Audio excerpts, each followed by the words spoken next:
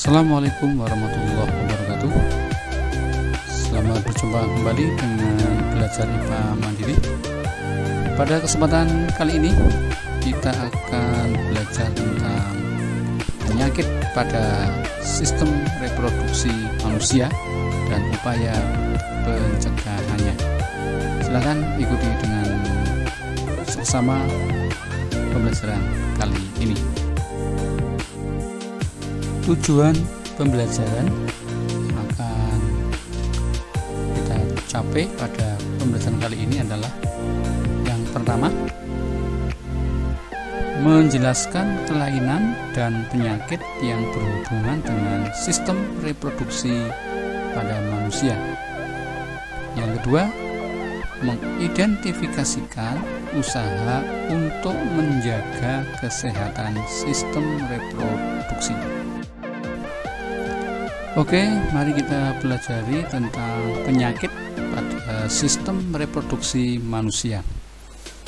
Yang pertama adalah gonorrhea atau kencing nanah.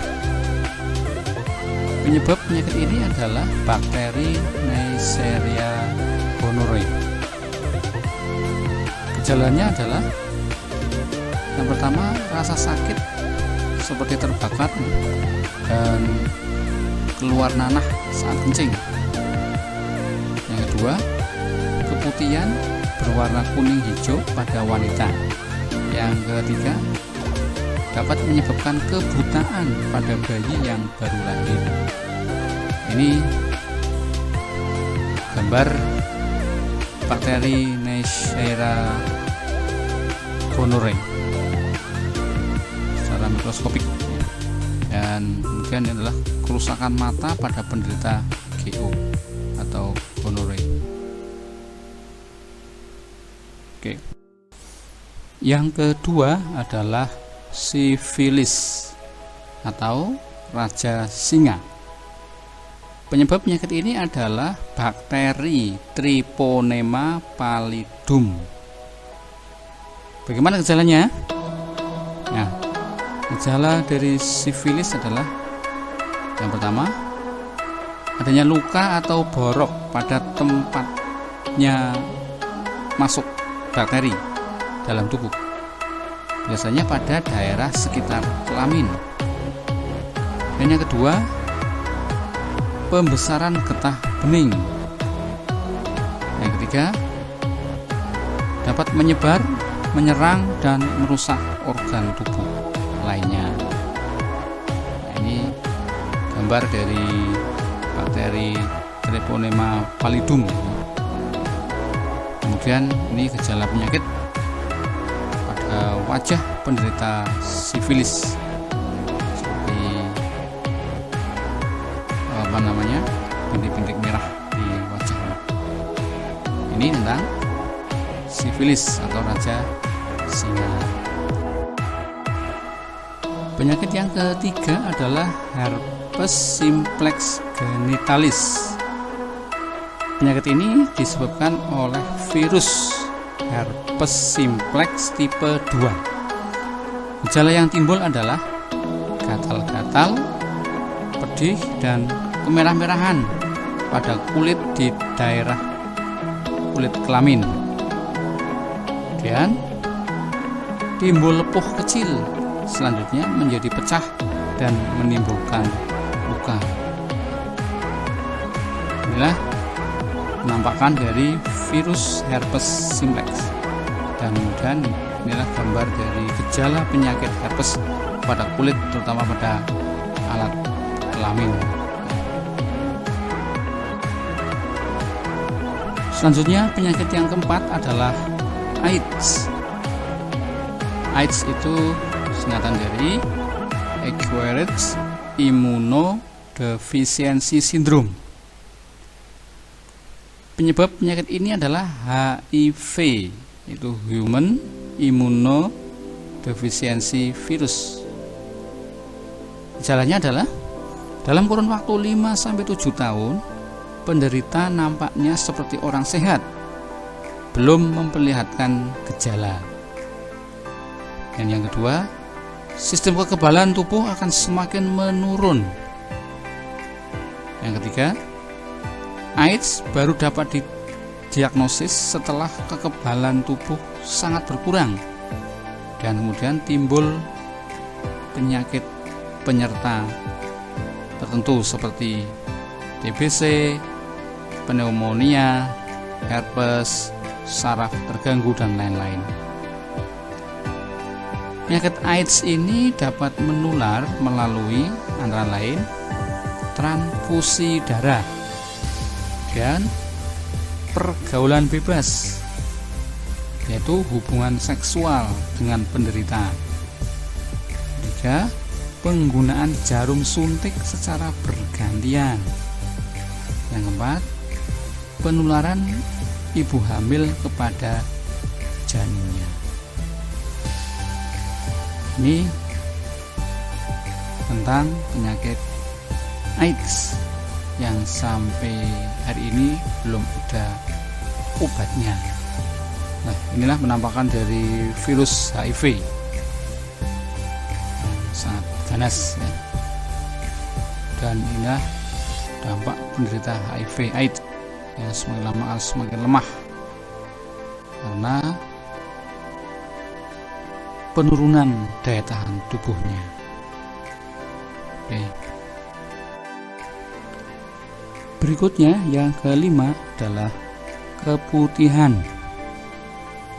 Penyebab penyakit keputihan adalah jamur Candida albicans, bakteri, virus, dan parasit. Gejalanya yaitu terdapat cairan berwarna putih kekuningan atau putih keabu-abuan pada bagian vagina. Berikutnya, cairan tersebut bersifat encer maupun kental, berbau tidak sedap, dan menyebabkan gatal pada vagina. Ini penampakan secara mikroskopis jamur Candida albicans. Penyakit yang keenam adalah epididymitis atau peradangan saluran epididymis. Itu saluran tempat penampungan sementara sperma. Penyebabnya adalah infeksi atau terkena penyakit menular seksual. Gejalanya yaitu rasa nyeri disertai pembengkakan pada salah satu testis. Nah, di samping adalah contoh gambar dari epididymitis ya. Jadi ini epididymitis adalah mengalami peradangan, pembengkakan, nah, sampai pada ke testisnya juga. Ini tentang epididymitis. Oke, selanjutnya adalah bagaimana upaya pencegahan penyakit pada sistem reproduksi manusia. Beberapa upaya antara lain: 1. Menggunakan celana dalam yang berbahan katun dan bertekstur lembut, jangan yang ketat atau teksturnya yang kasar. Yang kedua, biasakan membilas dengan bersih organ reproduksi setiap selesai buang air kecil maupun buang air besar, yang kemudian dikeringkan agar tidak menjadi lembab, yang itu akan memudahkan bakteri akan berkembang. Yang ketiga, mengganti celana dalam minimal 2-3 kali sehari. Yang keempat, memotong rambut yang ada di daerah organ reproduksi apabila sudah panjang agar tidak menjadi tempat kuman. Yang kelima, bila sedang mengalami menstruasi bagi wanita, maka gantilah pembalut sesering mungkin, karena darah menstruasi akan menjadi media berkembangnya bakteri yang ada. Yang keenam adalah hindari menggunakan sabun pembersih daerah kewanitaan dan panty liner secara terus-menerus, karena nanti akan mengubah pH dari daerah kewanitaan yang menyebabkan mudahnya berkembang bakteri, parasit, atau virus yang lain. Yang ketujuh, rajin berolahraga dan banyak mengkonsumsi buah dan sayuran. Inilah upaya-upaya untuk pencegahan penyakit sistem reproduksi manusia. Demikian pembelajaran kita kali ini telah usai, dan terima kasih atas keikutsertaannya dalam pembelajaran ini. Semoga bisa bermanfaat, dan jangan lupa klik tombol like, subscribe, dan loncengnya, sehingga channel ini akan terus berkembang dan setiap video pembelajaran yang baru akan mendapatkan notifikasi. Demikian, saya akhiri. Assalamualaikum warahmatullahi wabarakatuh.